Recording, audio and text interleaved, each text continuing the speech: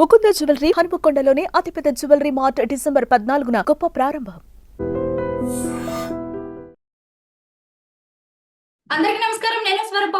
Welcome to I dream. Icon star Allu Arjun ను పోలీసులు arrest చేశారు. సంధ్య థియేటర్ వద్ద జరిగిన తొక్కిసలాటలో రేవతి అనే మహిళ చనిపోవడంతో పాటు ఆమె కొడుకు ప్రాణాపాయ స్థితిలో ఉన్నాడు. వివిధ సెక్షన్ల కింద కేసు నమోదవడంతో చిక్కడపల్లి పోలీసులు అల్లు అర్జున్ ని అరెస్ట్ చేశారు. అలాగే చిరంజీవి కూడా చిక్కడపల్లి పోలీస్ స్టేషన్ కు చేరుకున్నారు.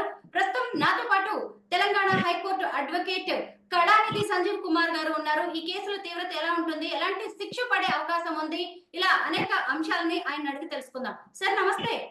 నమస్తే మేడం. అల్లు అర్జున్ మీద ఏ సెక్షన్ల కింద కేసు నమోదైంది, వాటి ప్రకారం నేరం కనుక రుజువైతే ఎలాంటి శిక్ష పడే అవకాశం ఉంది ఆయనకి? ప్రస్తుతానికి అయితే అందరికి తెలిసిన విషయమే, ఈ మధ్య ఒక మూవీ రిలీజ్ చేయడం జరిగింది, పుష్ప 2 అని. ఆ మూవీ 2లో ఆయన ప్రతిసారి ఆనవాయితీగా ఏదైనా ఆయన మూవీ రిలీజ్ అయితే సంధ్యా థియేటర్కి వచ్చి చూడటం ఆయనకు ఆనవాయితీ. ఆ టైంలో మొన్న రిలీజ్ అయినప్పుడు బెనిఫిట్ షోలో ఆయన వచ్చి మూవీ చూడటం జరిగింది. కానీ మూవీ చూసే సందర్భంలో సంధ్యా థియేటర్ వాళ్ళకైతే కమ్యూనికేషన్ లేదు, ఇలా ఈయన యాక్టర్ వస్తున్న విషయం వాళ్ళకి తెలియదు. దాంతో వాళ్ళు భద్రత సరిగా సెక్యూరిటీ సరిగా అరేంజ్ చేయలేకపోయారు. దాంతో పైన ఒక్కసారి ఈయన ఏంటి ప్రొఫెషన్ లాగా వచ్చాడు, జీప్ లో పైన చేతులు కూడా జనాన్ని చూసుకుంటూ వచ్చేసరికి జనం ఒక్కసారి, ఎవరైనా అభిమానులు వస్తున్నారు, అభిమానం అంటే ఫ్యాన్ అంటే వస్తారు కదా జనం, అలా జనం ఒక్కసారి విపరీతంగా రావడం వల్ల ఆ జనంలో తొక్కిసలాటలో ఒక మహిళ మరణించడం జరిగింది. దాంతో ఇష్యూ కొంచెం పెద్దగా రోజు 3-4 రోజులు చెప్పండి మీడియాలో వస్తూనే ఉంది.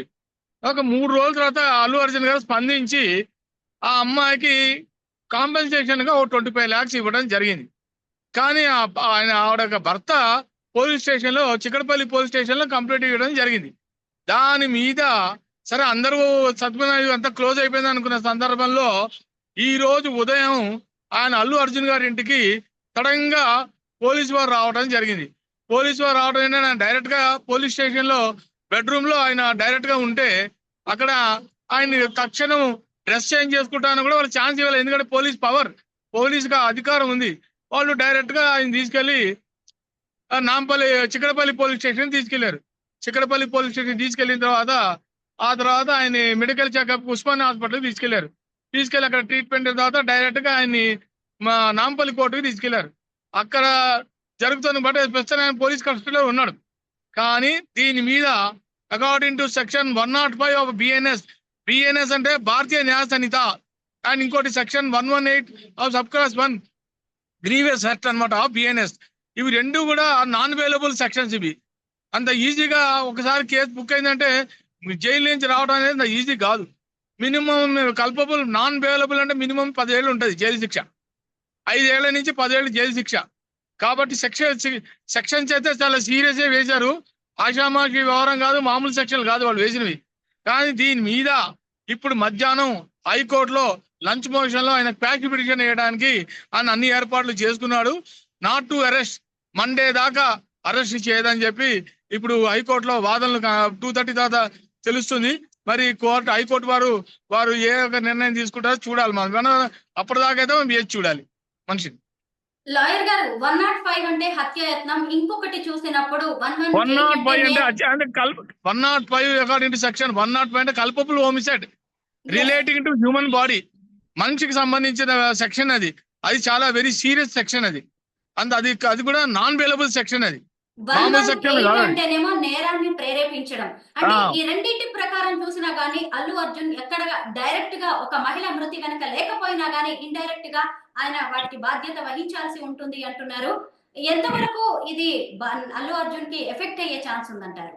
అది విచారణలోనే తేలుతుంది. ఇప్పుడు ఎఫ్ఐఆర్ నేను కాపీ చూడలేదు, ఎఫ్ఐఆర్ లో ఏమి సెక్షన్స్ పెట్టారు ఏననేది.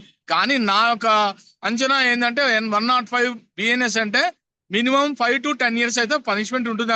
ఆ ఎఫ్ఐఆర్ గా నాకు అప్లికబుల్ అయితే ఈయనకి, ఎందుకంటే ఈయన ఏం చేయలే కాబట్టి. ఈయన మామూలుగా సెలబ్రిటీగా అక్కడికి వచ్చాడు. ఈయన వల్ల ఆ అమ్మాయి చెప్పుకోవడం ఏంటంటే ఈయన చూడటానికి ఈయన కొడుకు అభిమాని అంట, అల్లు అర్జున్ ఫ్యాన్ అంట.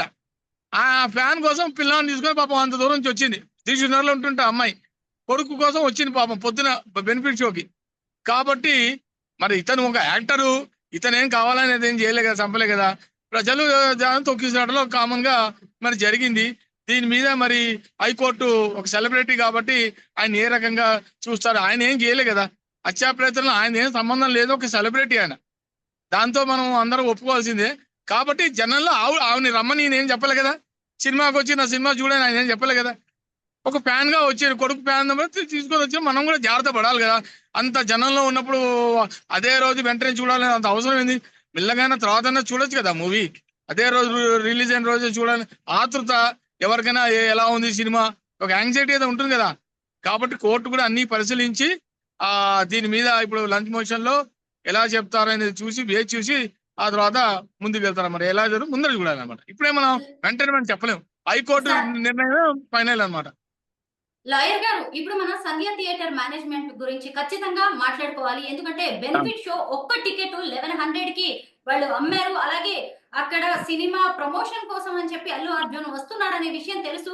అయినా గానీ ఎలాంటి సరైన సెక్యూరిటీ ఏర్పాట్లు చేయకపోవడం వల్లే ఇలా ఓ ప్రాణం పోయింది అనేది కూడా విమర్శలు వినిపిస్తున్నాయి. మరి దీనికి థియేటర్ యాజమాన్యం ఎంత వరకు బాధ్యత వహించాలి? సంజయ్ థియేటర్ మీద ఆల్రెడీ యాజమాన్యం మీద అరెస్ట్ అయ్యారు. వాళ్ళ మీద ఆల్రెడీ పోలీస్ యాక్షన్ తీసుకోవడం జరిగింది. అయినా కూడా ఒక వ్యక్తి, ఒక సెలబ్రిటీ మీ థియేటర్కి వస్తున్నారంటే మీరు భద్రత చూసుకోరా? సెక్యూరిటీ మీరు చూడరా? మీది కూడా లోపల ఫాల్ట్ ఉంది కదా. సంధ్యా థియేటర్ వాళ్ళది కూడా ఫాల్ట్ ఉంది. ఒక సెలబ్రిటీ సంధ్యా థియేటర్కి వస్తున్నారు అంటే అది మీరు జాగ్రత్తగా సెక్యూరిటీని మీరు పెంచుకోవాల్సింది. లేకపోతే మీ సెక్యూరిటీ లేకపోతే పోలీస్ వారిని ఆశ్రయించాలి. పోలీస్ వారికి చెప్తే వాళ్ళైనా పోలీస్ అరేంజ్మెంట్ చేసేవాళ్ళు. కానీ అలాంటివి ఏం చేయకుండానే వాళ్ళు కూడా గేట్లు వదిలేయడం, దాంతో ఒక్కసారి జనం దూసుకురావడం అన్ని జరిగింది. దీంట్లో లోపం అయితే ఉంది. సంజయ్ థియేటర్ కూడా దీనిలో ఒక రకంగా చెప్పంటే వాళ్ళది కూడా ఫాల్ట్ ఉంది. దానివల్ల ఇవన్నీ ఇన్సిడెంట్ జరిగినాయి. పుష్ప 2 సినిమా ఓవర్ హైప్ వల్ల ఓ నిండు ప్రాణం పోయే వరకు పరిస్థితి వచ్చింది. అంటే ఇప్పుడు ఇక నుంచైనా ఈ ఘటనతోనైనా అటు ప్రేక్షకులు కావచ్చు, ఇటు సినిమా యూనిట్స్ కావచ్చు, థియేటర్ యాజమాన్యాలు జాగ్రత్త పడే అవకాశం ఉందంటారా? చాలా అండి. నేను ఇంతకుముందు చాలా సార్లు చెప్పాను. ప్రేక్షకులు కూడా ఒక మూవీకి రిలీజ్ అయినప్పుడు వస్తున్నప్పుడు జాగ్రత్త ముందరే గమనించి జనం ఎంతమంది వస్తున్నారో చూసుకొని జాగ్రత్త పడాల్సిన బాధ్యత ప్రేక్షకుల మీద ఉంది. మనం అంతేగాని డైరెక్ట్ గా మనం should not blame the actors. మీ వల్ల మేము చనిపోయామనే మాట అనకూడదు, తప్పది. ప్రేక్షకులు కూడా వాళ్ళు కూడా జాగ్రత్త పడాలి. ఈ ఏమన్నా జరగనాన్ని జరిగితే ప్రేక్షకులదే బాధ్యత, తల్లిదండ్రులు వాళ్ళదే బాధ్యత కదా. మనం డైరెక్ట్ గా మనం మేనేజ్మెంట్ సినిమా థియేటర్ల మీద కానీ సినిమా యాక్టర్ల మీద డైరెక్ట్ గా వాళ్ళ మీద తోయకూడదు, అది తప్పది. మన ఇంట్లో మనం రోడ్డు మీద వెళ్తామండి, రోడ్డు మీద గబుక్కుని ఎవరికి మన జాగ్రత్తలు మనం చూసుకుంటూ నడవాలి కదా. గబుక్కు ఏదైనా సరే చూసుకుని రోడ్డుకి క్రాస్ చేసామనుకోండి, యాక్సిడెంట్ అవుతా నువ్వు వాళ్ళని వీళ్ళని పాలు చేయడం కరెక్ట్ కాదు కదా. ఏదైనా సరే సినిమా అయినా సరే చూసుకొని జాగ్రత్తగా జనం సిచ్యువేషన్ బట్టి మనం వెళ్ళాలి. తొక్కిసలాట జరుగుతున్నప్పుడు అప్పుడు వెళ్ళాల్సిన అవసరం ఏంటి? ఓ 2 రోజులు ఆగిందో చూస్తే నష్టమే లేదు కదా. ఎంటర్టైన్మెంట్ కోసం ఎప్పుడైనా వెళ్ళచ్చు, అప్పటికప్పుడే వెళ్ళాలని లేదు కదా. సో దీంట్లోనే ఈ అమ్మాయి కూడా చూసుకోకుండా సిచ్యువేషన్ సరిగా గ్రహించకుండా వెళ్ళడం వల్ల నాకైతే చాలా బాధగా ఉంది. ఆవిడకి ప్రగాఢ సానుభూతి నేను తెలియపరుస్తున్నాను. రేవతి మృతి ఘటనతో తెలంగాణ ప్రభుత్వం కూడా వెంటనే స్పందించింది. ఇక మీదట కొత్తగా రిలీజ్ అయ్యే ఏ సినిమాలకు కూడా బెనిఫిట్ షోస్ ఉండవని ప్రభుత్వం చెప్పింది. ప్రభుత్వ నిర్ణయాన్ని మనం ఎలా చూడాలి? ఇది ప్రభుత్వాలు కూడా ఇప్పుడు జరిగిన ఇన్సిడెంట్ చూసుకొని ఈ బెనిఫిట్ షోలను ఆపేయాలండి. ఈ ముందుగానే ఒక రోజు ముందుగానే రిలీజ్ చేయడం, వీళ్ళ డబ్బు సంపాదన కోసం ప్రేక్షకులను బలిగొనడం నేను ఒప్పుకోను. ఏదైనా ఉంటే ఏ రోజైతే రిలీజ్ అవుతుందో అదే రోజు నాడు మూవీ వెళ్తే మంచిది. కానీ 1 డే ముందరే టికెట్లు రేట్లు పెంచేసి వాళ్ళ బిజినెస్ కోసం చేయటం వల్ల ప్రేక్షకుల్ని బలిగొనడం అనేది కరెక్ట్ కాదు. ఈ అమ్మాయి విషయంలో అయినా ఇలా జరిగింది కాబట్టి ప్రభుత్వాలు కూడా కొంచెం జాగ్రత్తగా యాక్షన్ తీసుకొని ముందుగా చేస్తే మడుగు ప్రేక్షకులకు ఎవరికి ప్రజలు కూడా ఎటువంటి ఇబ్బంది ఉండదని నా కోరిక. అల్లు అర్జున్ ఎక్కడా కూడా మీరు వచ్చి సినిమా చూడండి అని చెప్పలేదు అని మీరు అన్నారు. దానికి ఆయనకి బాధ్యత లేదు అన్నారు. కానీ ఆయన వస్తున్నప్పుడు ఖచ్చితంగా క్రౌడ్ ఉంటుంది. పైగా 1 కిలోమీటర్ దూరం నుంచి ఆయన ఓపెన్ టాప్ జీప్ లో ర్యాలీ నిర్వహిస్తూ వచ్చారు.